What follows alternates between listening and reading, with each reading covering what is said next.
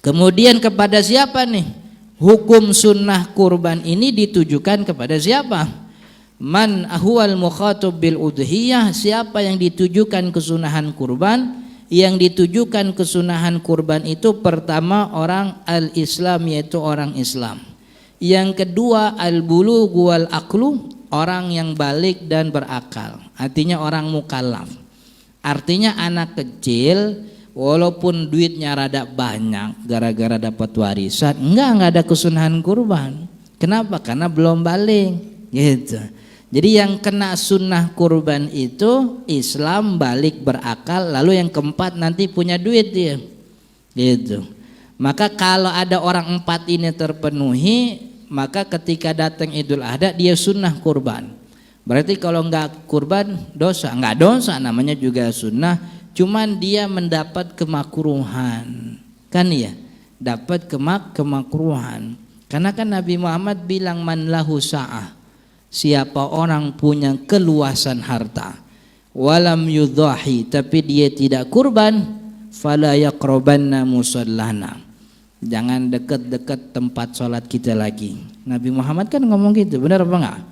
Kan ya, siapa yang punya keluasan harta tapi dia enggak kurban, lu jangan dekat-dekat sini lagi dah. Bahasa kita gitu. Tuh kalau bahasa kita tuh bahasa orang marah itu. Kan ya. Lu kalau dukung sono jangan main sini dah. Ini mah tuh pendukung beda lah gitu ibaratnya. Lu punya duit tapi nggak beli mobilan kayak kita, bukan teman kita loh gitu. Lu punya duit tapi nggak kurban, jangan main sini dah. Ini khusus main, itu hadisnya begitu.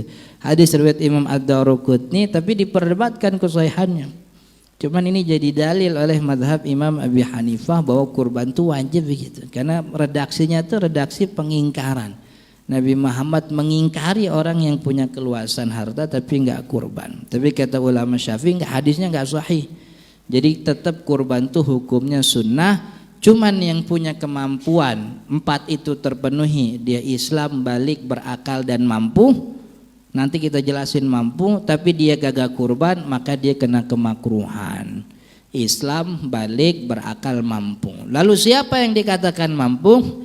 Bi ayyamlika qimataha zaidatan an nafaqatihi wa nafaqati man huwa mas'ulun anhum ta'aman kiswatan wa maskanan khilala yaumal aidi wa ayyamit tasyrik. Ini terjemahnya orang yang mampu, dia punya sejumlah uang untuk beli hewan kurban zaidatan, yang mana uang tersebut adalah kelebihan, bukan itu sebenar-benarnya dia punya, tapi itu dia punya itu, katakanlah kambing 3 juta, yang paling kecil, yang paling minimal untuk sahnya kurban 3 juta. Dia punya 3 juta, 3 juta itu zaidah, kelebihan daripada nafkah dirinya, nafkah orang yang ditanggungnya selama 4 hari. Hari Idul Adha 10 dan hari Tasyrik 10, 11, 12, 13. Itu namanya mampu.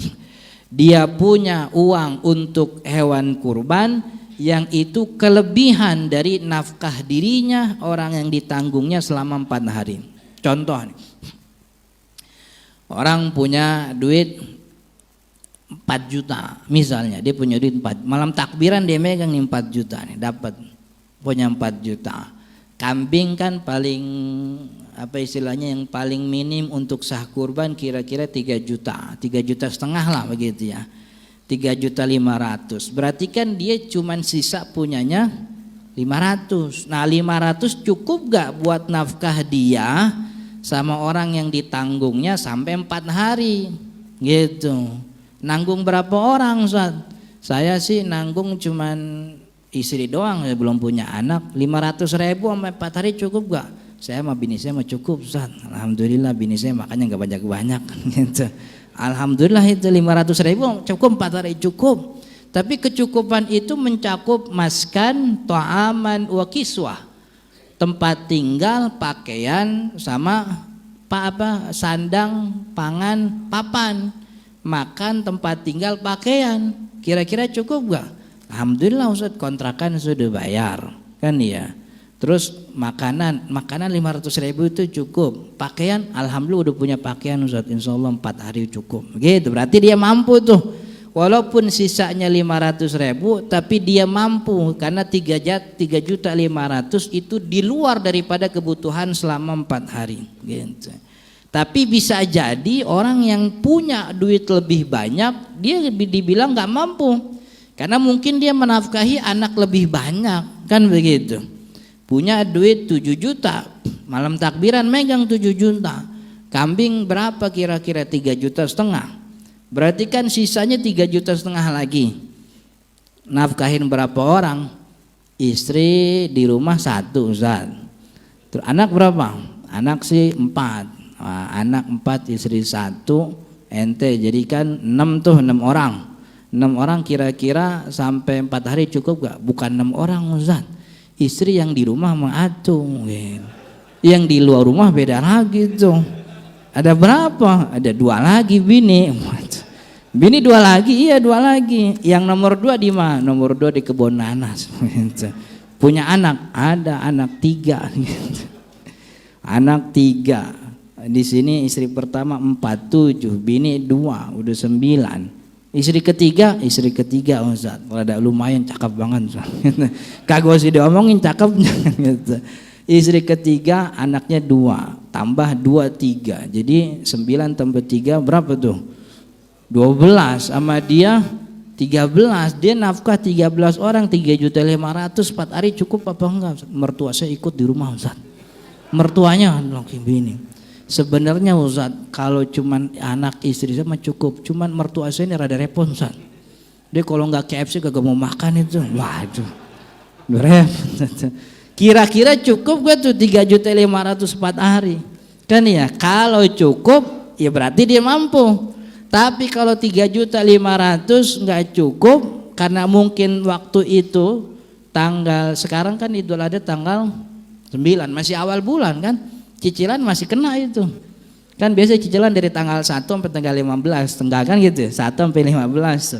Berarti masih ada cicilan yang kudu dibayar itu, kontrakan kudu bayar. Saya sih punya Ustaz kelebihan, cuman lebihnya nih kontrakan, jatuh tanggalnya tanggal 12. Misalnya bikin 12 kan masih hari tasyrik tuh, berarti dia nggak mampu. Jadi yang dikatakan mampu itu dia punya senilai hewan kurban, dan senilai hewan kurban itu kelebihan daripada kebutuhan. Kalau dia punya tapi ternyata itu untuk menutupi kebutuhan selama 4 hari, berarti dia nggak mampu. Kira-kira kita mampu apa enggak tuh segitu itu? Mampu lah, orang kita mah jangankan 4 hari, setahun kita udah jaga-jaga kan ya. Setahun kita udah jaga-jaga nih, ntar anak masuk bulan Juli nih biayanya udah kita kantongin tuh gitu. Bahkan anak sekarang tuh anaknya belum TK dia udah bikin asuransi pendidikan buat anaknya sampai kuliah. Ada kayak begitu? Ada tuh kan ya, berarti kategorinya mampu itu. Kalau mampu begitu kagak kurban Ustaz, ya nggak apa-apa, namanya juga kurban hukumnya sunnah. Cuman kan jadi kena kemakruhan kan ya. Kalau kena kemakruhan dikumpulin setiap tahun kan lama-lama jadi gede itu makruh, pecah jadi haram juga akhirnya kan itu. Makanya setidaknya kalau yang mau kurban, kalau nggak kurban jangan bertahun-tahun. Sepanjang tahun mampu, tapi sepanjang itu juga nggak kurban. Jadi kalau emang mau nggak kurban, minimal tahun kemarin kurban. Sekarang prek dulu dah gitu. Ntar tahun depan lagi, begitu.